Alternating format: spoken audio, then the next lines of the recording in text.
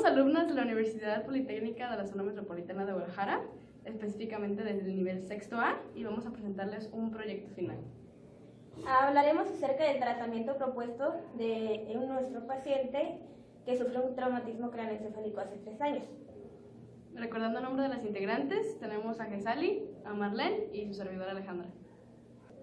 Bueno, para comenzar les queremos platicar de la historia clínica acerca de nuestro paciente. Vamos a decirles únicamente que tuvo un accidente automovilístico, lo que provocó que estuviera en coma por cierto tiempo. Después de 2 años de este accidente que tuvo en el hospital, se le fue aplicada una placa en la zona craneal, que era temporoparietal. ¿Temporoparietal? ¿Derecha? Ajá, temporoparietal derecha, y fue cuando se le vio un mayor progreso al paciente acerca del lado motor y funcional. Comenzó con una espasticidad muy grande, muy grave, y patrón flexor, no podía hablar, se comunicaba a través del parpadeo, y después de que le aplicaron la placa, la espasticidad comenzó a reducir un poco, ya puede comunicarse actualmente, habla normal, y aún tiene patrones flexores en los miembros inferiores y superiores, sobre todo en el izquierdo, que es el lado contralateral de la lesión. Nuestro objetivo general es reintegrarlo a la sociedad. Dentro de nuestros objetivos se dividieron por plazos. En el corto plazo es reducir la espasticidad y aumentar el rango articular. A mediano plazo es reducir las deformidades y mantener el rango articular. A largo plazo es que nuestro paciente logre hacer sus actividades de su vida diaria. El objetivo a corto plazo es tentativo a 6 meses, el de mediano plazo a 2 años y el de largo plazo a 5 años. Así que en ese periodo se va a ir notando la diferencia y por eso mismo vamos a aplicar diferentes métodos y ejercicios durante cada etapa.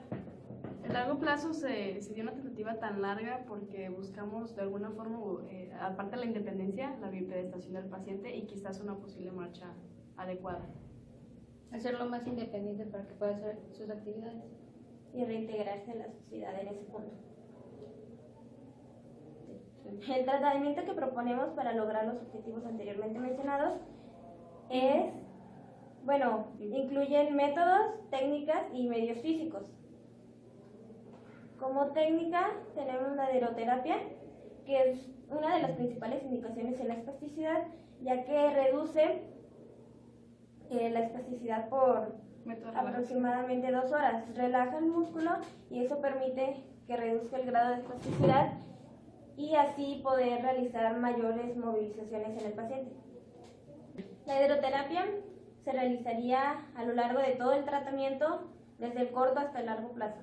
Como ya mencionamos, esta relajación nos va a permitir crear movilizaciones. Siendo más específicos, podremos emplear movilizaciones activo-asistidas, isométricos, ejercicios isométricos y movilizaciones pasivas para comenzar a crear una progresión en la espasticidad. Eso sería a corto plazo. A mediano plazo, además de la hidroterapia, podríamos integrar ejercicios isométricos, ejercicios isotónicos, estiramientos, y deben acompañarse con etapas de calentamiento para no lesionar los músculos que estamos trabajando. Además de integrar terapias ocupacionales donde podamos enseñar al paciente a comer, a bañarse, donde pueda ya integrar varias actividades de su vida diaria. A pesar de que ya las pueda realizar de cierta manera, significa que están adaptadas a lo que él puede hacer, pero podemos reeducarlo a hacerlas correctamente. La hidroterapia se realizaría a lo largo de todo el tratamiento, desde el corto hasta el largo plazo. Como ya mencionamos, esta relajación nos va a permitir crear movilizaciones. Siendo más específicos, podremos emplear movilizaciones activo-asistidas, isométricos, ejercicios isométricos y movilizaciones pasivas para comenzar a crear una progresión en la espasticidad. Eso sería a corto plazo. A mediano plazo, además de la hidroterapia, podríamos integrar ejercicios isométricos, ejercicios isotónicos, estiramientos, y deben acompañarse con etapas de calentamiento para no lesionar los músculos que estamos trabajando. Además de integrar terapias ocupacionales donde podamos enseñar al paciente a comer, a bañarse, donde pueda ya integrar varias actividades de su vida diaria. A pesar de que ya las pueda realizar de cierta manera, significa que están adaptadas a lo que él puede hacer, pero podemos reeducarlo a hacerlas correctamente. En el periodo de largo plazo se puede integrar ejercicios isotónicos para empezar a fortalecer los músculos, además de integrar actividades donde podamos restaurar las actividades que hacía el paciente anteriormente. Él era profesor de baile, entonces podríamos meter ejercicios donde pueda estimular sus capacidades coordinativas.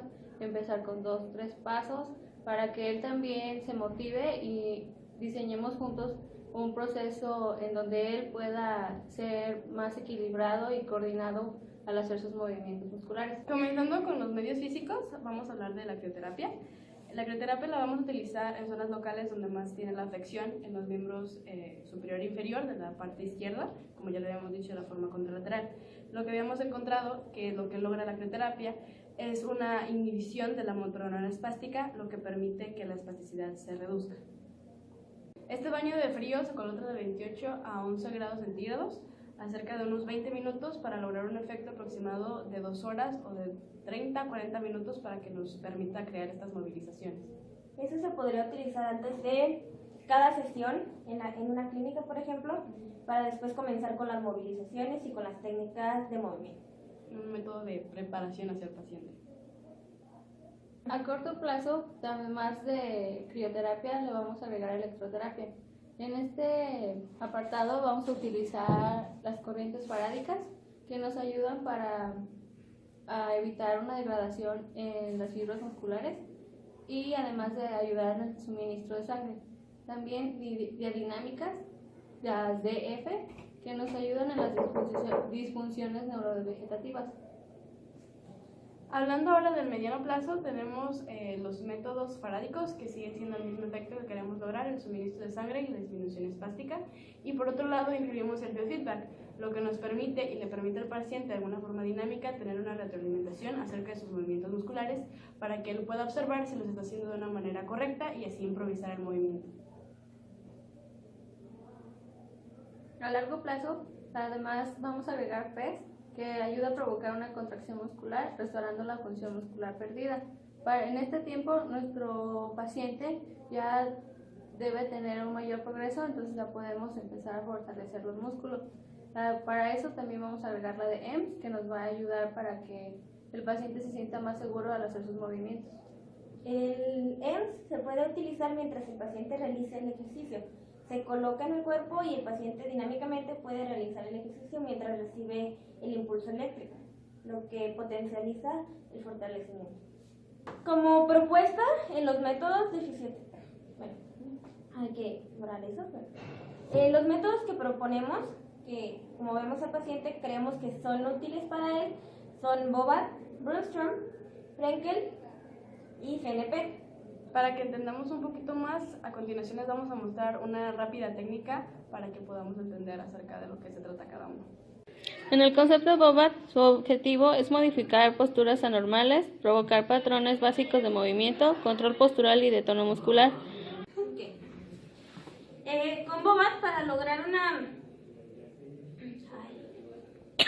corrección de patrones, para lograr la corrección de patrones anormales, se utiliza el método que vamos a mostrar a continuación. La cabeza es muy importante en este caso, ya que es la guía de nuestros movimientos. Vamos a pedirle al paciente que gire su cabeza y de ahí le pedimos que, bueno, lo ayudamos si es que no puede, si lo realice por él mismo. Si no, vamos a controlar su tronco. En este punto, con el control en la cintura escapular y la cintura pélvica, podemos comenzar las disociaciones, que son movimientos de adelante y atrás en sentido contrario, lo que nos ayuda a regular el tono muscular, ya sea aumentarlo o disminuirlo, que en este caso es lo que queremos. De aquí se va el apoyo en antebrazos, donde el paciente va a subir y se apoya en los antebrazos y después comienza a extender los codos. De aquí podemos llegar a una postura de sedestación. Y si el paciente puede, lo podemos llevar otra vez con piernas flexionadas a una postura de hincado. Las rodillas un poco y otra vez con el control en la cintura pélvica vamos a levantar. De aquí podemos continuar con la posición de hincado. El paciente se va a apoyar en nuestros hombros. Si ya tiene control, lo va a hacer por él mismo. Y podemos comenzar con una pseudomarcha en esta posición donde controlamos también aquí, o como dije, si ya tiene mayor control, en la cintura escapular. Y de aquí vamos a la posición del caballero andante, donde el paciente va a doblar una rodilla, nosotros flexionamos la rodilla contraria y vamos a empujar en las escápulas. Una vez aquí se puede realizar lo mismo en bipedestación, controlamos la marcha, o en la cintura escapular. Esto se utiliza para, como dije, controlar los patrones anormales. En el caso de nuestro paciente, podría llegar hasta la postura de sedestación y probablemente a la de hincado, porque aún tiene bastante espasticidad en la rodilla izquierda que no le permite flexionar, pero con modificaciones se podría lograr.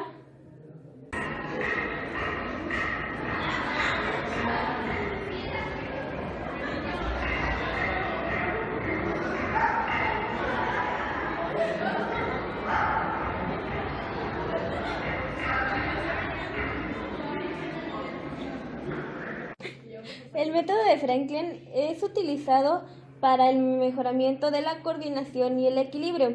Su objetivo es lograr la regulación del movimiento y lograr que el paciente sea capaz de realizarlo por sí mismo y adquiera confianza en la práctica de aquellas actividades que son esenciales para su independencia en la vida diaria. En la primera fase vamos a hacer ejercicios pasivos. El paciente tiene que estar en el cúbito dorsal, y vamos a hacer una flexión de rodilla.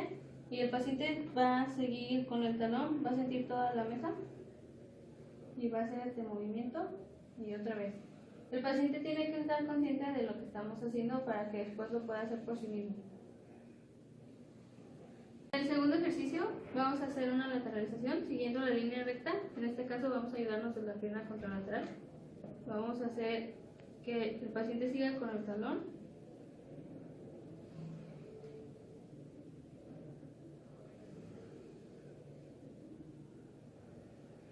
Listo.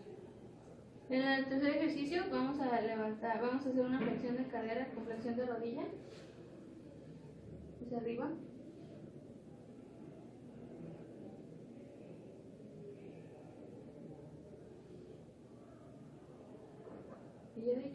En el siguiente ejercicio vamos a hacer una flexión de cadera con una ABD, con flexión de rodilla.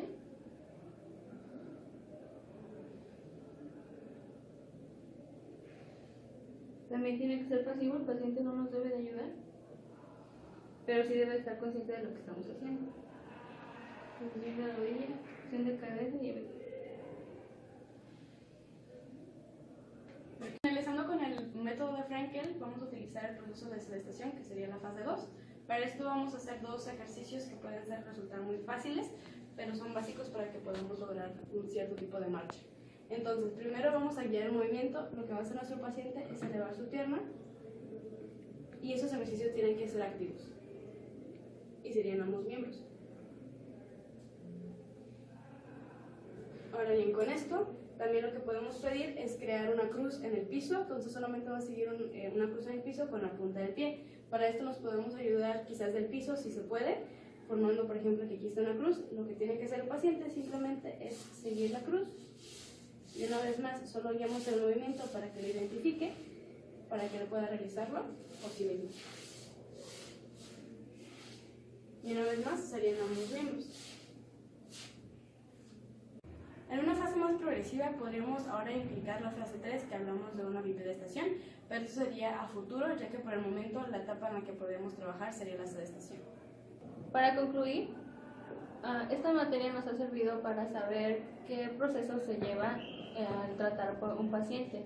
No es fácil, la verdad tenemos que enfocarnos bien en la patología que tiene nuestro paciente para poder diseñar todos los objetivos y además agregarle el tratamiento. Algo muy interesante es que fue un trabajo en equipo, y eso nos ayudó a aportar distintas ideas para generar un mismo tratamiento, así como enfocarnos en el mismo objetivo, lo cual fue bastante gratificante para nosotras. Además del tratamiento, la evaluación inicial es muy importante, ya que, como dijo, debe ser enfocado. Si no hay una buena evaluación, no podemos poner un tratamiento. Así que eso es algo que también nos ayudó, y además conocer varios métodos que podemos utilizar en la terapia neurológica es muy interesante. Ya tenemos más opciones en cuanto a tratamiento. Por el momento esto sería todo, así que muchas gracias por su atención. Adiós. Adiós.